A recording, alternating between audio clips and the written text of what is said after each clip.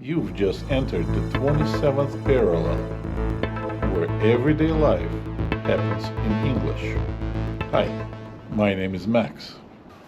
If you are new to the United States, this video is for you, especially if English is not your first language. I'm an immigrant.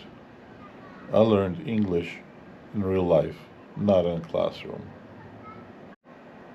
When I came to America, I did not need a perfect English.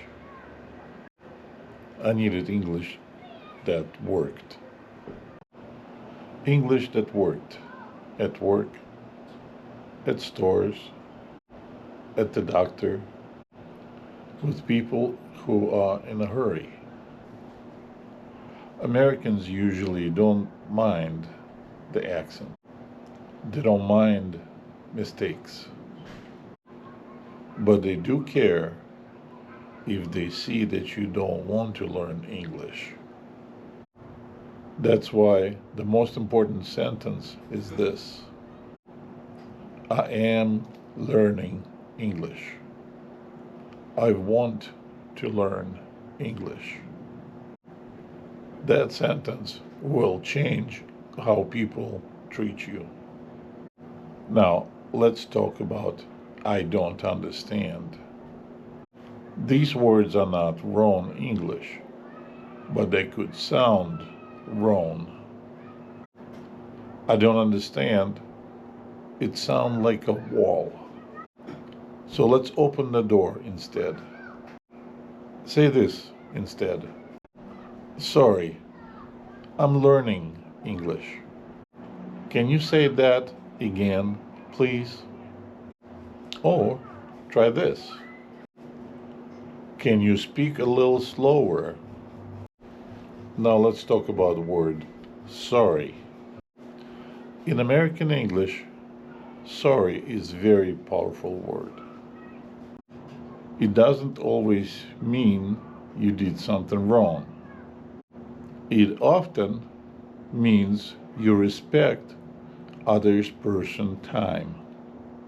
Word sorry makes other people patient.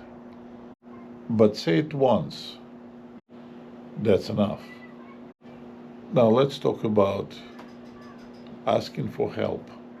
Asking for help is not a weakness.